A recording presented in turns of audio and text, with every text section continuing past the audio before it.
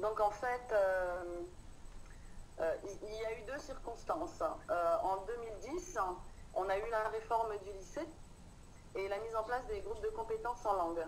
Donc je me suis retrouvée avec un groupe d'étudiants de 20-23 élèves dans le cadre de ces groupes de compétences en langue, des étudiants que je ne verrai qu'une heure par semaine et que je ne verrai que pour 6 ou 7 ou 8 séances selon les périodes qui avaient été instaurées pour les groupes de compétences en langue.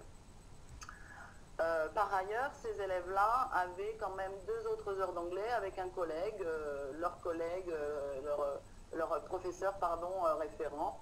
Et moi, j'étais là juste pour une période de 6 à 8 heures. Et la deuxième circonstance, c'est que j'ai été mise en relation avec une collègue du Canada qui cherchait à mettre en place un échange virtuel avec des élèves de la Martinique. Et donc, j'ai sauté sur l'occasion, je suis entrée en contact avec elle. Et ma collègue canadienne, qui n'est pas très utilisatrice de TIS, enfin qui n'a pas trop l'habitude d'utiliser les TIS, avait d'abord envisagé de faire ce projet d'échange par email en appareillant des élèves. Et à ce même moment-là, sur les listes de discussion des professeurs d'anglais, eTeach et eTeachNet par exemple, justement la question venait d'être discutée de comment procéder à un échange virtuel, quels étaient les outils les plus adaptés. Et il était ressorti de cette discussion que les collègues qui avaient utilisé l'email dans le cadre d'échanges d'appariement entre élèves regrettaient par exemple de ne pas pouvoir contrôler et suivre les interactions entre les élèves.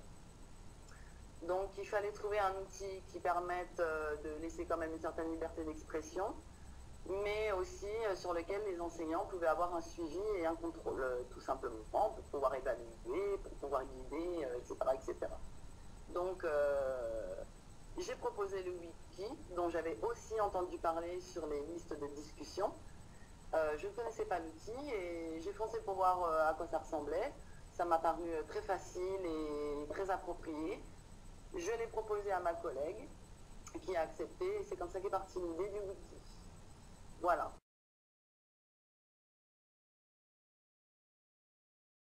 De prime abord, ce qui est intéressant dans le wiki, c'est la facilité d'utilisation de cet outil, même pour des débutants. Et ma collègue du Canada, par exemple, qui n'était pas une utilisatrice régulière des TIS, s'est très vite mise dans le bain, et les élèves d'eux-mêmes d'ailleurs. Il n'y a pas de difficulté de prise en main de l'outil. Et puis il y a des services sur le web qui permettent aux enseignants en quelques clics de créer un wiki, comme maintenant on crée un compte Facebook ou un blog en 3 clics.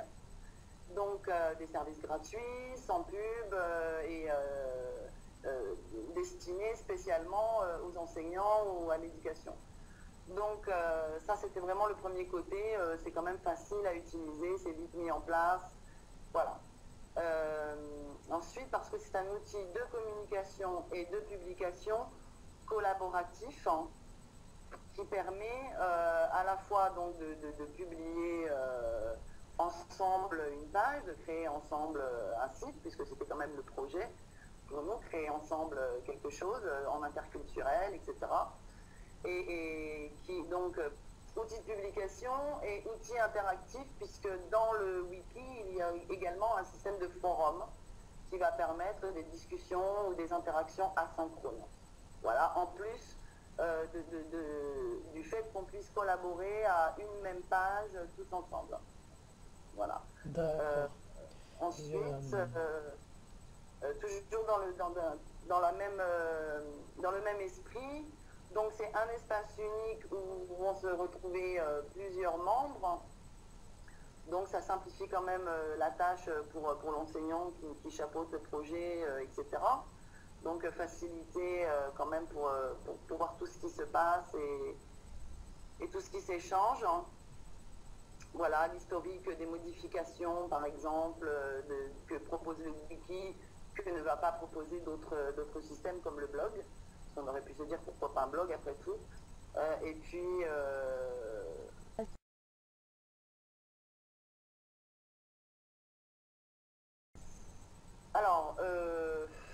contexte d'apprentissage, ben, je vous l'ai déjà un peu dit tout à l'heure, puisque donc on était dans un contexte un peu particulier. C'est-à-dire que c'était les groupes de compétences.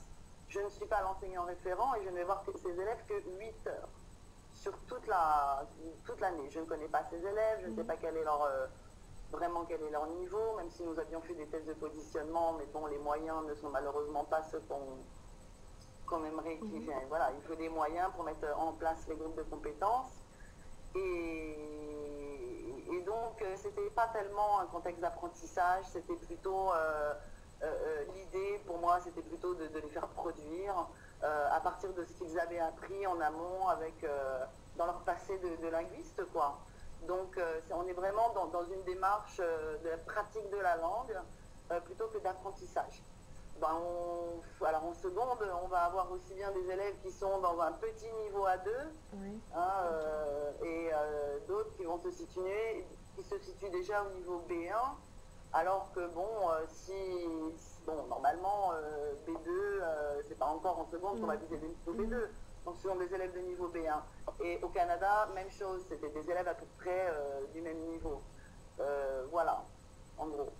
Donc le contexte d'apprentissage, voilà, on n'était pas vraiment dans une démarche d'apprentissage, mais c'est vraiment une démarche de pratique de la langue, parce que de toute façon, j'allais les voir 8 heures dans l'année, voilà, il fallait gérer le temps au mieux.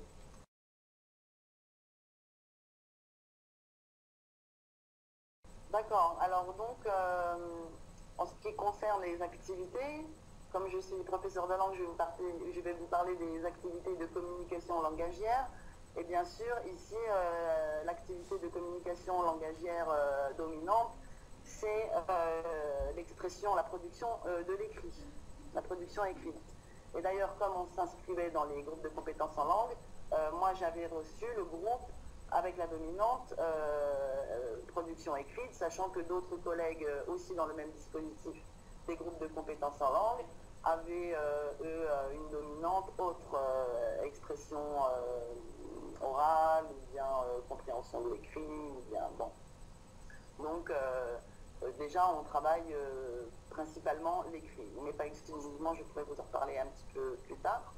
Et puis surtout qu'on s'inscrit dans une activité créative, puisqu'il s'agit de créer un site ensemble. Et l'outil est utilisé tout au long de la séquence, puisqu'on part de rien et on construit tout.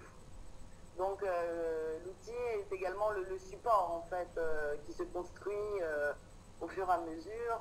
Et donc on utilise l'outil à tous les moments de la séquence, depuis le départ jusqu'au produit final. Et puis, comme je vous le disais tout à l'heure, donc ce sont des activités de pratique de la langue plutôt que des activités de démarche d'apprentissage. Donc, on l'utilise pour pratiquer ce qu'on sait, en attendant certaines prises de risques, être capable de mobiliser ses connaissances, ses compétences au service d'une mission commune, dans une perspective actionnelle, puisqu'il s'agit de créer quelque chose actionnel, parce que toutes ces personnes au Canada et en Martinique, tous ces élèves contribuent, visent au même objectif pour créer vraiment quelque chose de concret ensemble. Un site, c'est du concret, c'est pas on fait semblant de se faire un sketch, d'acheter de la viande chez le boucher. Vous voyez ce que je veux dire? C'est vraiment une situation en réel d'échange, hein. C'est pas une simulation, quoi. Donc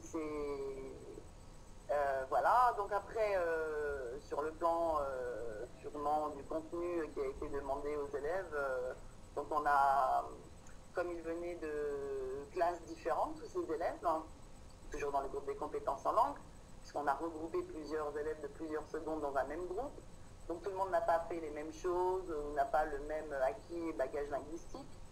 Donc on s'était mis d'accord bien sûr pour que les élèves commencent par se présenter, présentation personnelle, bon voilà, qui fait quand même partie des compétences de base pour s'exprimer, savoir se présenter, parler de soi, de sa famille, de ses passions. Donc les élèves avaient cette mission-là. Et ça a été en fait la première activité qu'ils ont eu à faire. Et bien sûr, ça a pris du temps en cours, mais aussi à la maison. Les élèves devaient s'investir aussi à la maison. Donc on avait du présentiel, 1 heure par semaine, Et bien sûr, on attendait des élèves qui s'investissent à la maison pour aller compléter parce que le présentiel n'était pas suffisant. En rappelant qu'on n'avait que 8 heures sur l'ensemble du projet pour produire des pages en commun et échanger. Oui. Voilà. Différence en fait. Non, alors en fait, le forum est intégré dans le wiki. Donc le wiki, en fait, permet à chaque élève de créer une page ou des pages. Et tous les autres membres du wiki peuvent venir modifier, ajouter, corriger. Oui. Et chaque page a un forum associé. D'accord. Ok. Donc c'est plus riche.